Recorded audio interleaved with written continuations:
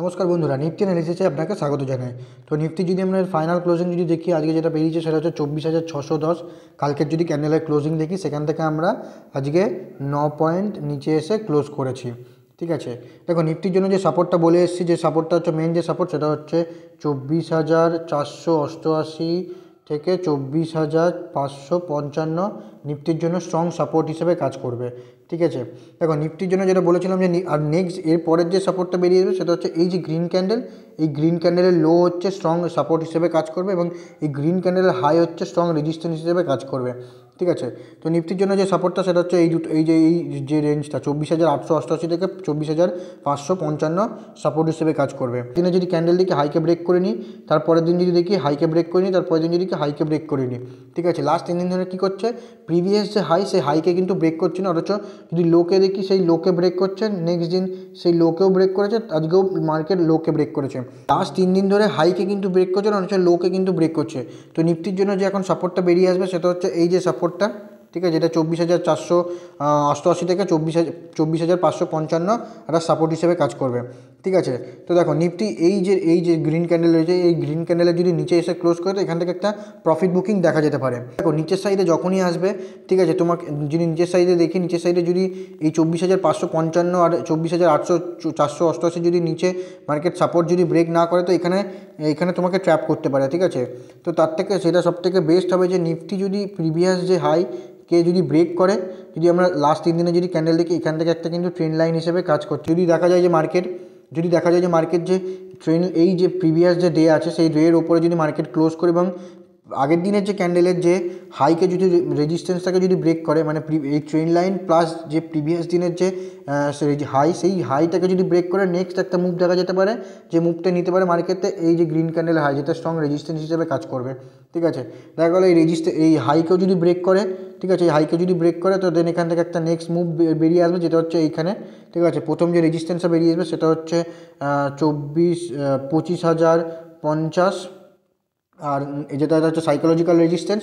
আর next যে রেজিস্ট্যান্সটা বেরিয়ে আসবে সেটা হচ্ছে 25,222, এটা হচ্ছে স্ট্রং রেজিস্ট্যান্স হিসেবে কাজ করবে নিফটিতে।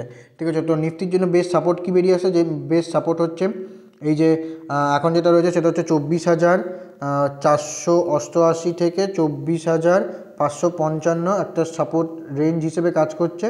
আর এর নিচে যদি দেখা যায়, এর নিচে যে সাপোর্টটা বেরিয়ে সেটা হচ্ছে এই যে গ্রিন ক্যান্ডেলের লো হচ্ছে সাপোর্ট হিসেবে কাজ করবে।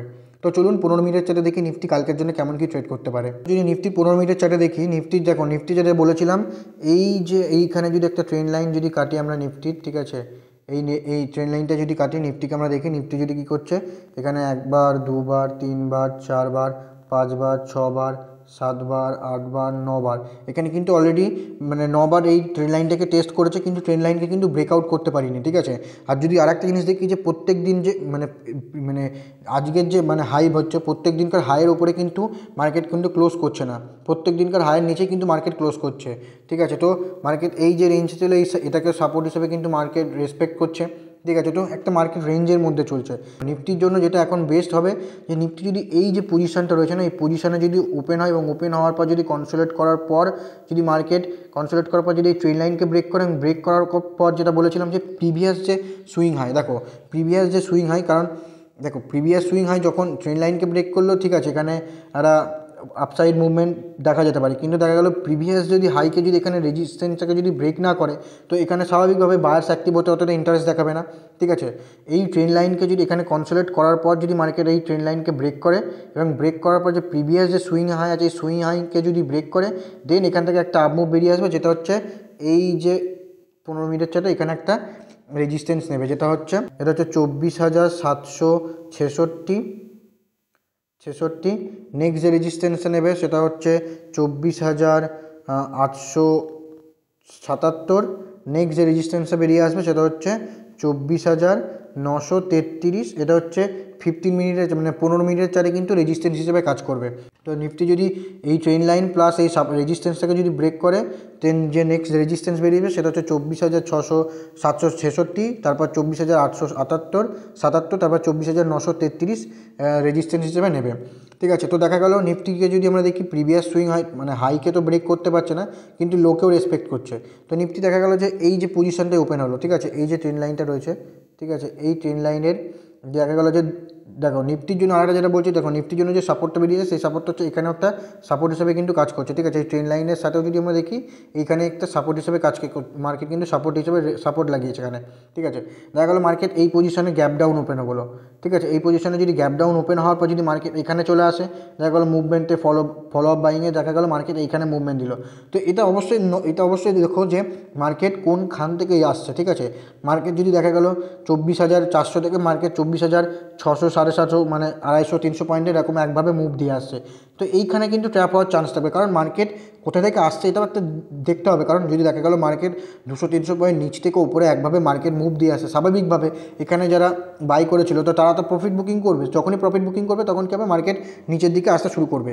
তো নিফটির জন্য এখন যেটা বেস্ট যেটা অপশান হচ্ছে, নিফটি যদি এই যে রেঞ্জটা রয়েছে না, এই রেঞ্জের পাশে যদি ওপেন হয় এবং ওপেন হওয়ার পর এই যে ট্রেন্ড লাইনকে যদি ব্রেক করে, ব্রেক করার পর যে প্রিভিয়াস যে সুইং হাইকে যদি ব্রেক করে, দেন নেক্সট যে মুভটা বেরিয়ে আসবে সেটা হচ্ছে 15 মিনিটের চার্টে এই যে এখানে যে রেজিস্ট্যান্সগুলো বললাম, দেন এটাকে যদি ব্রেক করে দেন প্রিভিয়াস যে হাই সেই হাই অবধি মার্কেটকে দেখা যেতে পারে, ঠিক আছে। দেখা গেলো নিফটি গ্যাপ ডাউন ওপেন হলো, ঠিক আছে। গ্যাপ ডাউন ওপেন হওয়ার দেখা গেলো মার্কেট এই পজিশনে গ্যাপ ডাউন ওপেন হলো। গ্যাপ ডাউন ওপেন হওয়ার পর মার্কেট এখানে কনসোলেট করতে দেওয়া, দেখো মার্কেটকে কনসোলেট করতে দেওয়ার পর যদি মার্কেট আপসাইডে এই যে রেঞ্জটা হচ্ছে এই রেঞ্জের উপরে যদি ব্রেক করে, দেন আজকের যে কাট মানে আজকের যে ক্লোজিং প্লাস রেজিস্ট্যান্স ট্রেন লাইনের যে রেজিস্ট্যান্স সেই রেজিস্ট্যান্স অবধি আসতে পারে, দেন এটাকে যদি ব্রেক করে প্রিভিয়াস সুইং হাই অবধি আসতে পারে। দেখা গেলো গ্যাপ ডাউন হওয়ার পর মার্কেট রেঞ্জ 1-2 ঘন্টা রেঞ্জ কাটানোর পর মার্কেট যদি নিচে এসে নিচের যদি সাইডে সাপোর্টকে ব্রেক করতে দেখো, যে দেখো নিফটির জন্য যে সাপোর্টটা বলেছিলাম সেটা হচ্ছে 24,488 যেটা বলেছিলাম ডে চার্টে, আর 24,555 এই সাপোর্টটাকে যদি মার্কেট ব্রেক করে না, এই যে রেঞ্জটাকে যদি মার্কেট ব্রেক করে, দেন নেক্সট যে সাপোর্টটা বেরিয়ে আসবে 15 মিনিটের চার্টে সেটা হচ্ছে 24,433। নেক্সট যে সাপোর্ট তার এটাকে যদি ব্রেক করে, দেন নেক্সট যে সাপোর্টটা বেরিয়ে আসবে সেটা হচ্ছে 24,377। দেন নেক্সট দেন এরপরে যে সাপোর্টটা বেরিয়েবে সেটা হচ্ছে 24,222 স্ট্রং সাপোর্ট হিসেবে কাজ করবে। প্রত্যেক জনের এক একটা আলাদা আলাদা সেট আপ হয়, ঠিক আছে। তো তোমার জন্য যে সেট আপটা বেস্ট সেট আপ সেটা অবশ্যই নিজের একটা অ্যানালিসিস করে বের করে রাখবে। দেখো আমার জন্য যে বেস্ট সেট আপ যেটা হচ্ছে নিফটি যদি এই পজিশানে ওপেন হয়, ঠিক আছে, এই পজিশানে ওপেন হওয়ার পর যদি রেঞ্জ করার পর যদি আপসাইডে ব্রেক করে, দেন এখান থেকে একটা ফলো আপ বাইং দেখা যেতে পারে, যেটা নেক্সট রেজিস্ট্যান্স অবধি মার্কেটকে নিয়ে যেতে পারে, ঠিক আছে। তো দেখা গেলো মার্কেট এইখানে এই যে এইখানে ওপেন হলো, ঠিক আছে, এইখানে ওপেন হলো, দেখা গেলো ক্লোজিং থেকে একটুখানি নিচে ওপেন হলো এবং ওপেন হওয়ার পর যদি একভাবে মুভ দিতে আসে তো কনফিউজ তৈরি করতে পারে মার্কেট, ঠিক আছে। তো মার্কেটের জন্য বেস্ট সেট আপ দেখো মার্কেট কী করে, ঠিক আছে। সাপোর্টে যদি সাপোর্টকে ব্রেক করে, সাপোর্টের জন্য যে সাপোর্টগুলো বললাম নেক্সট যে সাপোর্টগুলো সেগুলো বেরিয়ে আসবে, আর যদি রেজিস্ট্যান্সকে ব্রেক করে, দেন নেক্সট যে রেজিস্ট্যান্সগুলো মার্কেট বললাম সেই রেজিস্ট্যান্সগুলো কিন্তু মার্কেট বেরিয়ে আসবে, ঠিক আছে। তো মার্কেটকে ওয়াচ করো, দেখো মার্কেট কী করতে চাইছে, একটা রেঞ্জ করতে দাও। মার্কেট রেঞ্জ করার পর যখন মুভমেন্ট দেবে না, সেই মুভমেন্টটা তুমি ইজিলি ক্যাচ করতে পারবে। কিন্তু মার্কেট যদি একভাবে টানা মুভমেন্ট করে, তো ওখানে কী হবে, একটা ট্র্যাপ হওয়ার সম্ভাবনা থাকবে। তো যদি ভিডিওটি ভালো লেগে থাকে অবশ্যই কমেন্টে জানাবেন, পারলে শেয়ার এবং ফলো করে দেবেন। আর যারা এখনও ইনস্টাগ্রাম ফেসবুকে ফলো করেনি তারা অবশ্যই ফলো করে রেখো। আর দেখা হচ্ছে পরের ভিডিওতে, ততক্ষণ ভালো থাকবেন, সুস্থ থাকবেন।